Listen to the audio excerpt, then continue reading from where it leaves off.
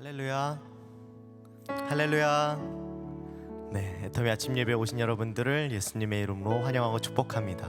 우리 또 함께 온라인으로 시청하고 계신 우리 모든 애터미 가족분들도 예수님의 이름으로 환영하고 축복합니다. 우리 시간이 아침에 옆 사람들과 함께 마주보면서 또 화면을 보시면서 인사하며 나아가시겠습니다. 좋은 아침입니다. 우리 예배에 나아가실 때 우리 함께 찬양하며 나아가시겠는데요, 정말 부활 생명 우리에게 주신 그 예수님을, 그 살아계신 주님을 높여드리며 함께 박수치며 손뼉치며 찬양하며 나아가시겠습니다.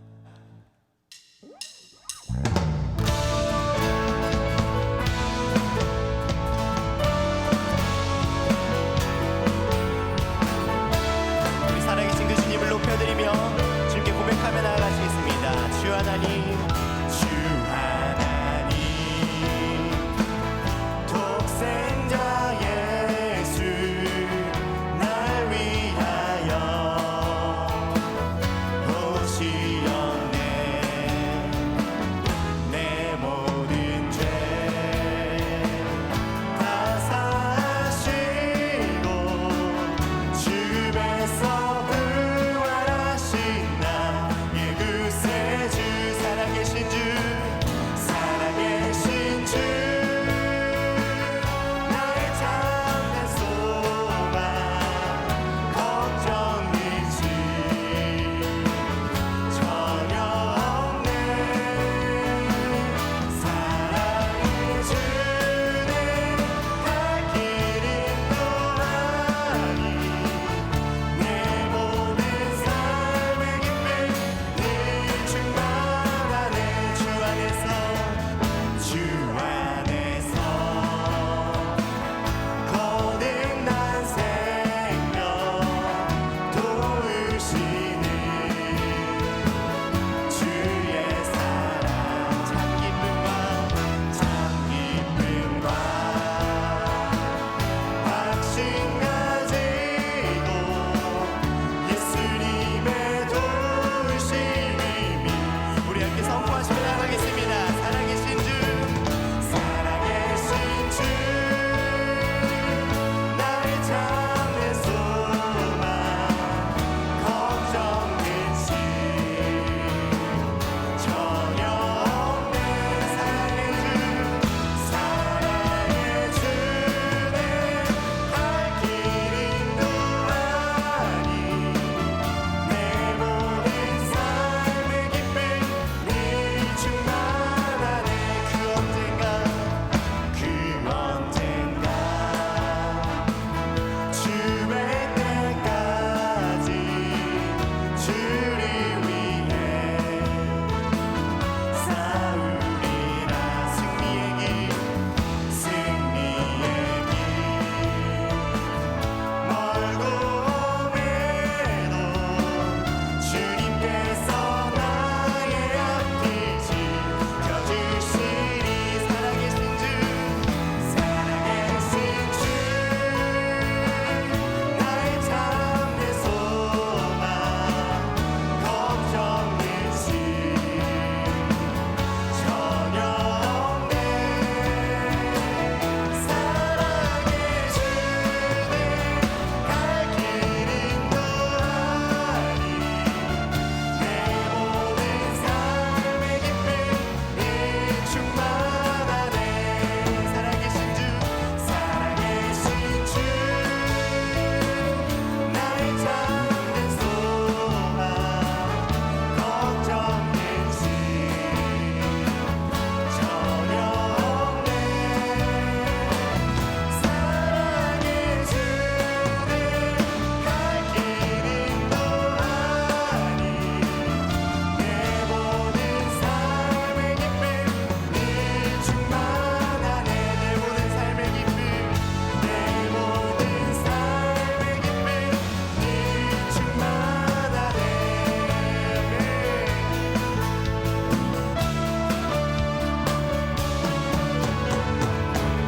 우리 우리에게 부활 생명 주신 그 살아계신 주님께 영광의 박수 올려드리겠습니다. 네, 우리 시간 오늘 예배를 위해 해외사업부의 주지님께서 기도해 주시겠습니다.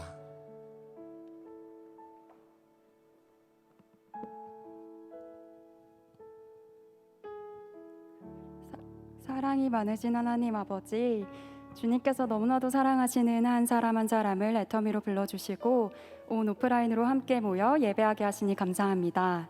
애터미에 허락하신 축복들을 기억합니다. 회원님들의 성공을 위해 밤낮 열심으로 일하는 임직원들을 보내주시고 각자 맡겨진 분야에서 전문가로 세워주셔서 쓰임받게 하시니 감사합니다. 또한 영혼을 소중히 여기는 회장님의 선한 가치관 아래 회장님을 통해 많은 임직원들이 애터미에서 행복을 경험하게 하시니 감사합니다. 더더욱 우리에게 주어진 것들을 기쁨으로 또 감사함으로 누리게 하시고 그 가운데 하나님의 사랑도 경험하길 원합니다. 무엇보다도 귀한 복음이 이 애터미 가운데 또 애터미를 통해 흘러가게 하시니 너무나도 감사합니다. 애터미를 주목하시는 하나님, 선한 방법으로 주님의 능력으로 애터미를 사용하여 주시고 더 귀하게 쓰임받는 회사가 되게 하여 주세요. 애터미 임직원 모두가 일을 하는 데 있어 지치지 않도록, 외롭지 않도록 사람의 생각으로 알 수 없는 놀라운 주님의 사랑의 일들을 우리에게 보여주시고 특별히 모든 임직원들의 가정을 지켜주시고 보호하여 주세요.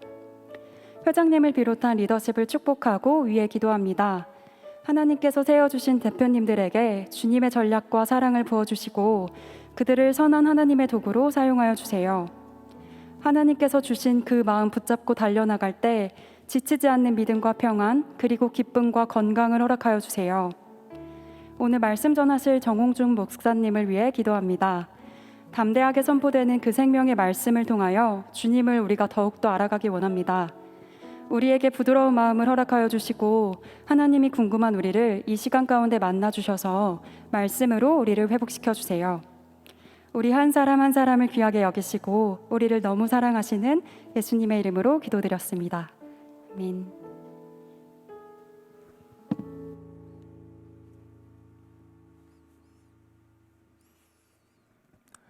오늘 우리에게 주시는 하나님의 말씀은 고린도전서 15장 14절과 15절 상반절까지인데요. 제가 읽겠습니다. 그리스도께서 만일 다시 살아나지 못하셨으면 우리가 전파하는 것도 헛것이요 또 너희 믿음도 헛것이며 또 우리가 하나님의 거짓 증인으로 발견되리니 우리가 하나님이 그리스도를 다시 살리셨다고 증언하였습니다. 네, 오늘 계속해서 폴 러셔의 책 복음을 중심으로 해서 예수 그리스도의 복음에 대한 이야기 가운데 부활의 복음에 대해서 이야기를 하도록 하겠습니다. 지난번에 제가 십자가의 복음에 대한 이야기를 했는데요. 오늘은 부활의 복음에 대한 이야기를 하겠습니다. 예수님의 복음은 십자가의 복음이며 동시에 부활의 복음이죠. 예수님께서 십자가에서 우리를 구원하시기 위해 죽으셨고 또한 무덤에서 부활하셨기 때문입니다. 그런데 사람들은 예수님이 역사적인 실존 인물이고 십자가에서 죽으셨다는 것까지는 안 믿는 사람들도 대부분 인정은 해요. 그건 뭐 역사에 명확한 그 기록들이 있으니까요.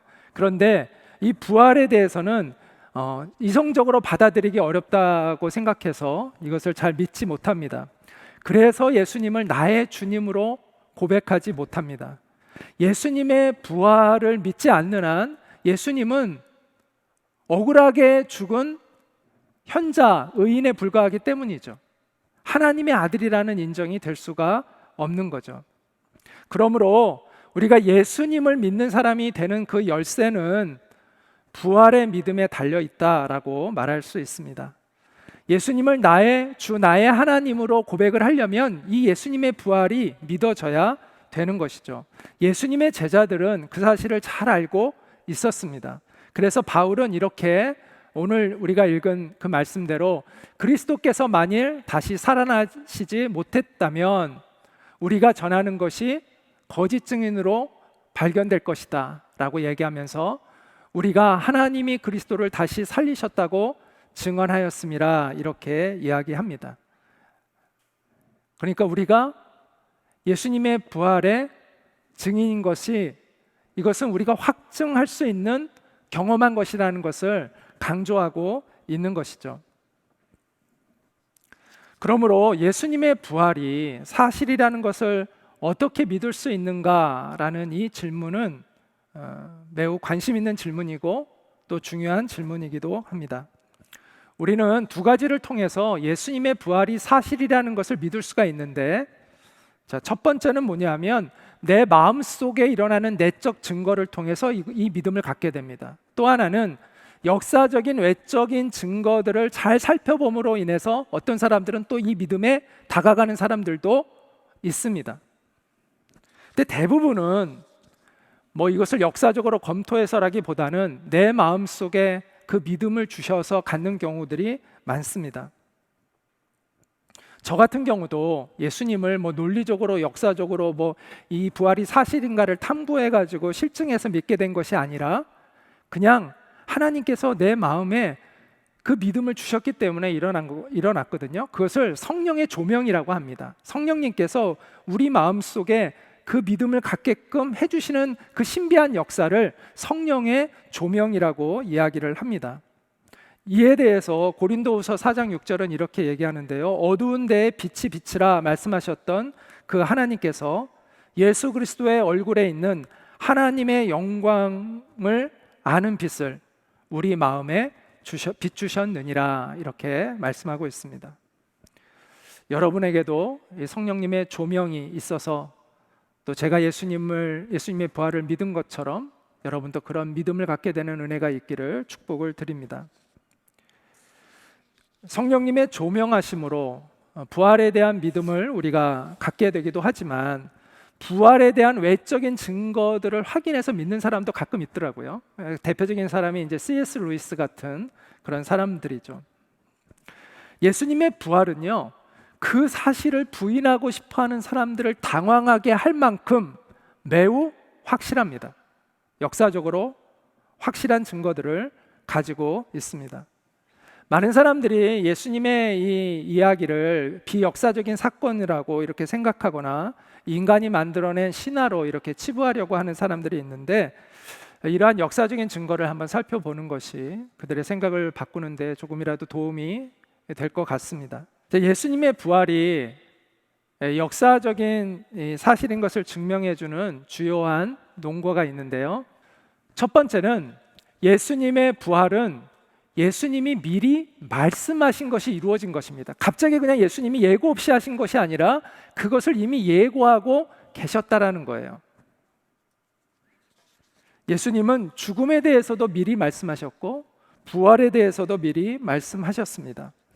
예수님을 시기했던 그 당시의 종교 지도자들이 예수님께 찾아와서 네가 메시아인 증거를 대봐라 라고 이야기를 합니다. 그때 예수님이 뭐라고 말씀하셨냐면 이렇게 말씀하셨습니다. 악하고 음란한 세대가 표적을 구하나 선지자 요나의 표적밖에는 보일 표적이 없느니라. 요나가 밤낮 사흘 동안 큰 물고기 뱃속에 있었던 것 같이 인자는 예수님의 자기 호칭입니다. 그러니까 나도 밤낮 사흘 동안 땅 속에 있으리라 이렇게 예수님이 말씀하셨거든요. 요나는 예수님이 오시기 약 800년 전의 인물입니다. 이 요나는 아시리아에 가서 하나님의 그 회개하라는 하나님의 메시지를 전하라는 그것을 이 요나 선지자가 거부하고 도망을 가거든요. 그랬다가 큰 물고기 뱃속에 갇혀서 3일 동안 있다가 나와서 이제 억지로 가서 하나님의 명령에 순종하는 그 이야기가 나오는데 이 예수님께서 이 요나의 비유를 통해서 자신이 사흘 동안 무덤에 있다가 나오게 될 것이라고 이렇게 말씀하셨습니다. 부활은 미리 예수님이 말씀하신 이 예언의 성취였다는 것이죠.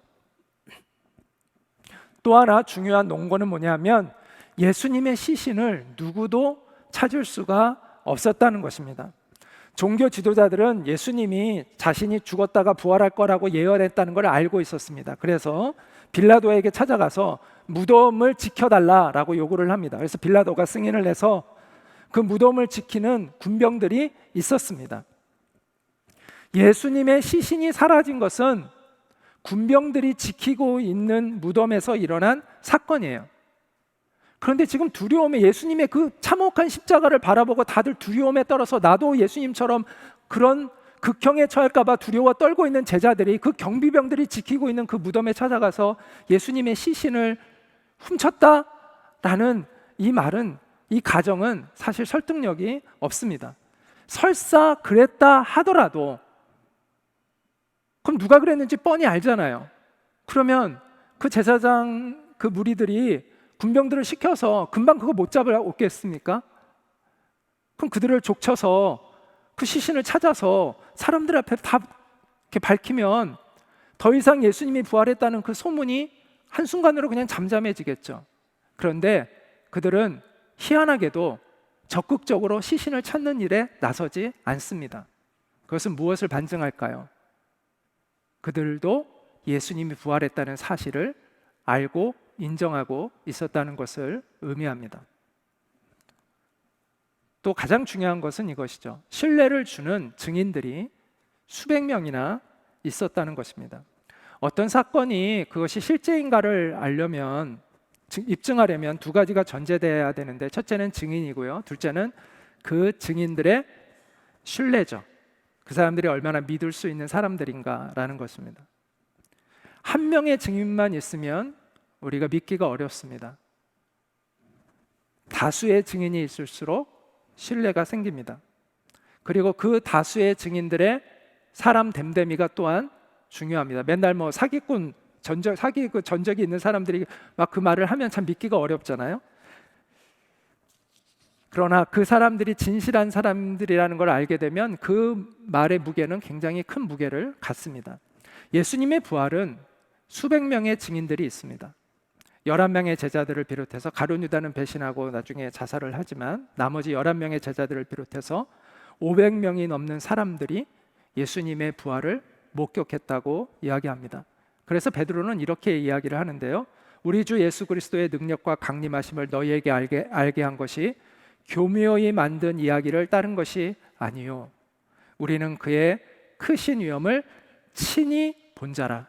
우리가 직접 보았다. 예수님의 부활하신 것을 우리가 직접 보았다. 우리는 그 일의 증인이다 라고 이야기를 한 겁니다.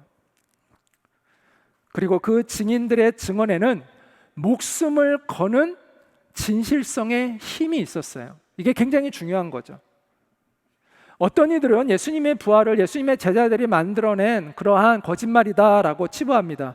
그런데 그건 너무나 비합리적이고 비이성적인 그러한 주장이죠. 사람이 거짓말을 하려면 자기에게 뭔가 이익이 있어야 거짓말을 할 거 아닙니까? 근데 예수님의 제자들은 예수님의 부활을 증언하고 다녀서 자기에게 돌아올 이익을 전혀 상상할 수가 없어요. 오로지 고통만이 기다리고 있어요. 감옥에 가야 하고, 매 맞아야 하고, 쫓기는 사람이 되어야 하고, 죽임을 당하는 일이 일어날 것을 뻔히 알아요. 그런데도 그들은 그 증인으로 나섰다라는 것이죠. 그들이 그렇게 용감하게 부활의 증인이 될 수 있는 합리적인 추론은 무엇인가? 그건 하나밖에 없죠. 그들이 예수님이 부활하신 것을 보았고, 그들도 그래서 예수님처럼 부활할 것이라는 믿음이 없었다면 그런 삶을 선택할 수가 없는 거죠. 그래서 제임스 몽고머리 보이스라는 분은 이렇게 이야기를 했습니다. 그리스도의 부활을 믿은 제자들의 신앙을 무엇으로 설명할 수 있을까? 그것은 오직 부활로만 설명할 수 있다. 제자들의 믿음을 그런 식으로 이해하지 않으면 우리는 역사상 가장 큰 수수께끼에 직면할 수밖에 없다.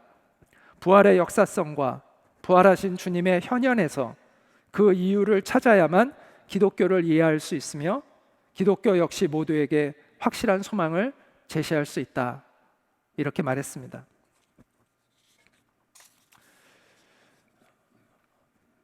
예수님의 제자들이 예수님의 부활을 증언하고 다니니까 그 당시 종교 지도자들이 그들을 불러서 협박합니다. 예수의 이름으로 말하지도 말고 가르치지도 말아라. 그러면 너희를 가만두지 않겠다. 그때 그들이 뭐라고 이야기를 합니까? 하나님 앞에서 너희의 말을 듣는 것이 하나님의 말씀을 듣는 것보다 옳은가 판단하라. 우리는 보고 들은 것을 말하지 아니할 수 없다. 도망가서 두려움에 떨던 사람들이 갑자기 이렇게 담대해진 그 이유를 설명할 수 있는 그 유일한 설명은 아까도 얘기한 것처럼 그들이 예수님의 부활을 직접 목격한 증인들이었기 때문입니다. 더불어 이 제자들은요, 담력만 가진 것이 아니라 인생이 완전히 바뀌었습니다. 가치관이 완전히 바뀌었습니다. 그 전에는 권력을 서로 쥐기 위해서 서로 다투고 시기하던 사람들이었는데 이제는 자신의 모든 것을 내어놓고 희생하며 다른 사람들을 섬기고 용서하는 사람들로 완전히 바뀌었습니다. 고귀한 삶을 살게 되었습니다. 그래서 그들의 삶은 세계의 역사를 바꿔놓았습니다. 그래서 R.A. 토레이는 이렇게 얘기합니다.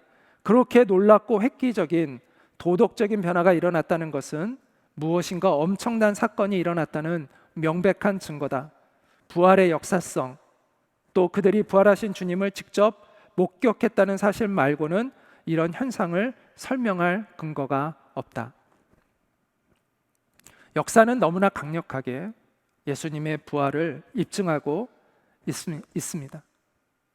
예수님의 부활을 믿고 싶지 않은 사람도요, 사실 이 역사적인 증언을 곰곰이 생각해 보면 예수님의 부활을 부인하기가 매우 어렵습니다.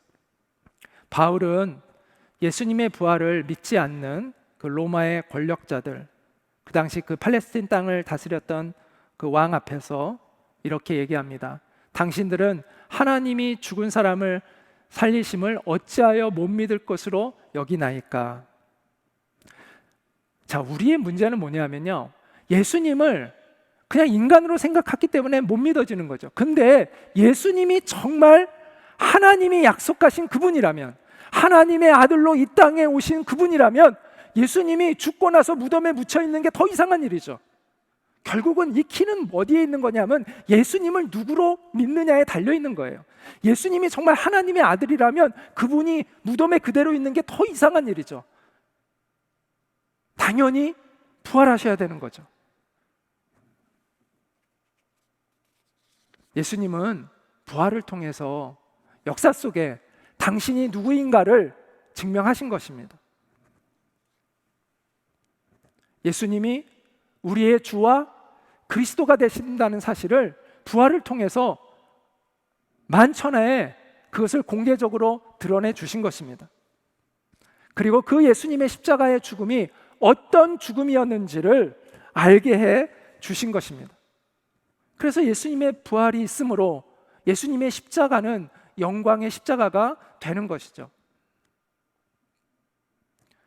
지금까지 예수님이 부활하셨다는 사실을 우리가 어떻게 믿을 수 있는가, 그 역사적인 증거들은 무엇인가를 생각해 보았습니다. 이제는 부활을 믿는다는 것이 어떤 것인지, 우리가 부활을 믿는다는 믿음으로 산다는 것은 어떤 것인지를 한번 잠깐 생각해 보고자 합니다. 그것은 첫째는요, 예수님처럼 나도 부활하게 될 것을 믿는 것입니다. 예수님의 부활을 역사적인 사실로만 인정한다면, 거기에서 그친다면 그건 온전한 믿음이 아니죠. 나도 예수님처럼 부활하게 될 것을 믿을 때 그것이 부활의 믿음이 되는 것이죠. 교회의 역사는요, 순교의 역사입니다. 고린도전서 6장 14절 말씀에 하나님이 주를 살리셨고 또한 그의 권능으로 우리를 다시 살리시리라. 이 고백 위에 선 사람들이 그리스도인들이죠. 지금도 수많은 곳에서 핍박을 받습니다. 예수님을 믿는다는 이유로 핍박을 받습니다. 가장 순교자가 많이 있는 시대는 지금입니다. 우리는 과거에 순교자가 더 많았다고 생각하는데 우리는 너무나 이렇게 자유로운 곳에서 예배하다 보니까 우리는 그런 생각을 갖고 있지만 실제로 가장 많은 순교자들이 일어나고 있는 시대는 지금이라고 합니다. 지금도 여러 곳에서 박해를 받습니다. 칼에 찔려 예수님을 믿는다는 이유로 칼에 찔려 죽임을 당하기도 하고 돌에 맞아 죽기도 하고 또 함께 저렇게 예배드리고 있을 때 폭탄 테러를 해서 몰살을 당하기도 합니다. 그럼에도 불구하고 복음의 역사는 사그라들지 않습니다. 왜냐하면 부활의 역동적인 소망이 그 성도들의 심령을 붙잡고 있기 때문입니다.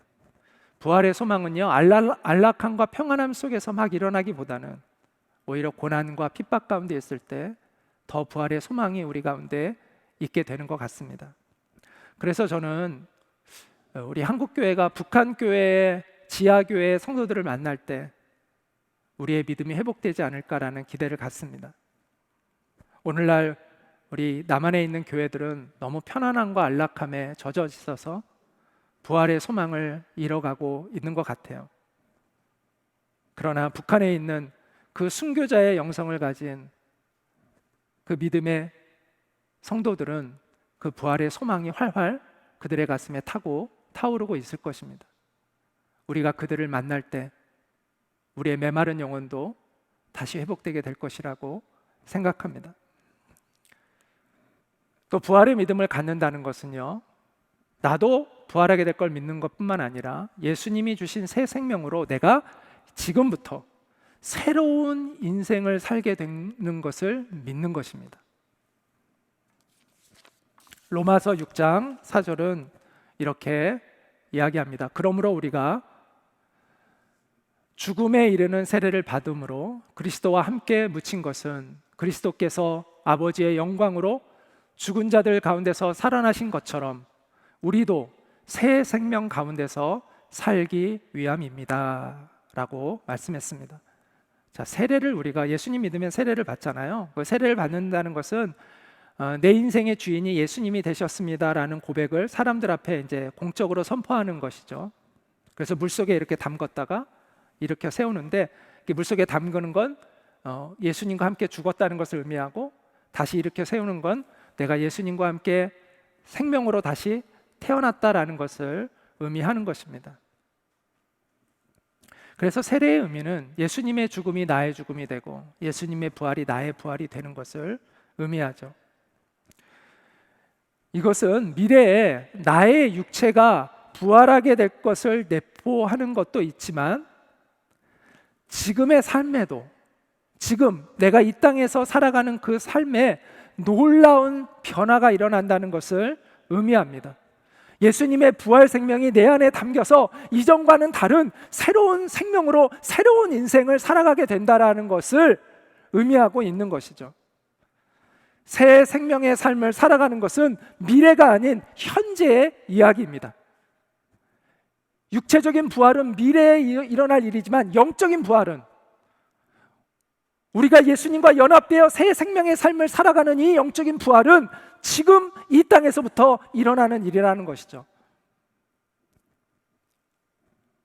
제가 하나님의 나라를 이야기할 때마다 현재적 하나님의 나라를 많이 강조하는데, 이 땅에서부터 하나님의 통치를 받는 새로운 인생을 살아가는 것입니다. 복음은 그 믿음을 우리에게 요구하고 있습니다.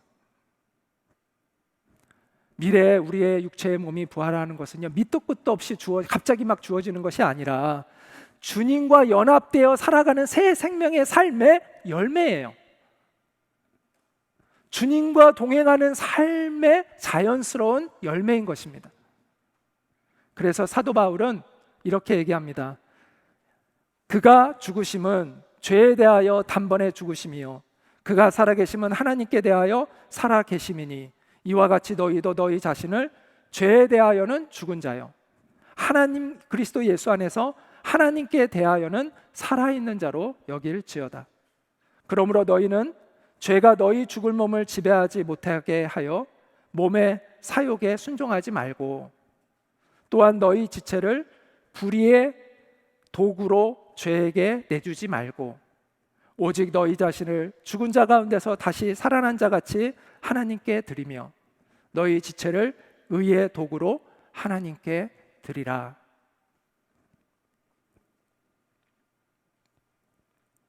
예수님의 죽음 그리고 예수님의 부활은요, 그냥 바라보기만 하면 되는 은혜가 아니라 참여해야 하는 은혜예요. 우리가 그냥 바라보면 되는 게 아니라 우리가 참여해야 한다라는 것입니다. 예수님의 죽음이 나의 죽음이 되고 예수님의 부활이 나의 부활이 되는 것을 경험하는 것입니다. 그래서 이제는 죄에 대하여 죽은 자로 살고 하나님께 대하여는 산 자같이 살아가는 그러한 사람이 되는 것입니다. 죄의 종이 되어서 허무한 삶에 굴복했던 옛 삶에서 벗어나서 이제는 하나님의 거룩함의 열매를 맺는 하나님의 종이 되는 그러한 새로운 인생을 살아가게 되는 것을 의미하는 것이죠. 우리가 추구해야 할 삶은 바로 그런 삶입니다. 오늘 우리가 함께 나 이제 주님의 새 생명 얻은 몸, 옛것은 지나고 새 사람이로다라는 이 찬양을 우리가 부르려고 합니다. 우리가 예수님처럼 우리의 몸이 부활할 것이라는 것을 우리가 갖고 있는 이 미래에 대한 소망, 우리의 몸이 미래에 부활할 것이라는 이 소망은요, 우리가 뭐 억지로 막 우리 자신을 세뇌시키는 것이 아닙니다. 우리 안에 예수님의 새 생명이 있는 것을 감지하고 있기 때문에 갖게 되는 믿음인 것이죠. 예수님의 사람들 안에는 예수님의 부활하신 그 생명이 담겨져 있습니다. 그 새 생명의 힘과 그 능력으로 새로운 인생을 살아가는 것을 경험하는 것이죠. 그때 비로소 우리는 미래에 대한 확고한 소망, 우리의 육체가 미래에 부활할 것이라는 그 소망을 갖게 되고 구원의 확신을 품게 되는 것입니다. 교회를 다니면서도요, 구원의 확신을 갖지 못하는 분들이 있습니다. 저는 그런 분들에게 억지로 막 구원의 확신을 가지라고 말하지 않습니다. 왜냐하면 진정한 구원의 확신이라는 것은요, 세뇌로 되는 게 아니라 예수님 없이는 설명이 안 되는 그런 인생을 경험함으로 갖게 되는 거거든요. 예수님 없이는 설명이 안 되는 인생이란 무엇일까요? 예수님이 아니었다면 나는 벌써 이 인생 포기했을 거야. 그러나 예수님 때문에 나는 지금까지 소망을 가지고 살고 있어 라고 고백하는 것이죠. 예수님이 아니었다면 나는 그때 그 고통을 이겨내지 못하고 아마 포기했을 거야. 그러나 내가 예수님 때문에 나는 다시 일어날 수 있었어 라는 고백을 하는 것이죠. 예수님이 아니었다면 나는 비참하고 쓰레기 같은 인생을 계속 살았을 거야. 그러나 예수님 때문에 나는 새로운 인생, 하나님이 기뻐하시는 새로운 인생을 나는 살게 되었어 라고 고백하는 것이 바로 이것이 예수님이 아니면 설명할 수 없는 인생이 된 거죠. 부활의 믿음으로 그 부활의 삶을 살아가는 우리 모두가 되기를 간절히 소망합니다. 그래서 예수님의 생명이 나의 생명이 된 것을 고백하게 되는 우리 모두가 되기를 원합니다. 우리가 그런 소망을 품고 나 이제 주님의 새 생명 얻은 몸, 옛것은 지나고 새 사람이로다. 우리 함께 찬양하도록 하겠습니다.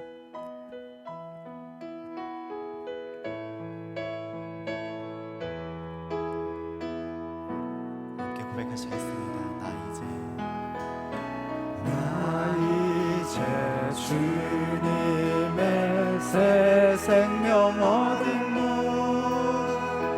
옛것이 지나고 새 사람이로다. 그 생명 내 맘에 강같이 흘고 그 사랑 내게서 해같이 빛난다. 평생을 마을이며 주 안에 살리라. 오늘도 내일도 주 함께 살리라. 사천도 조목도 새 것이 되었고 죄인도 원수도 친구로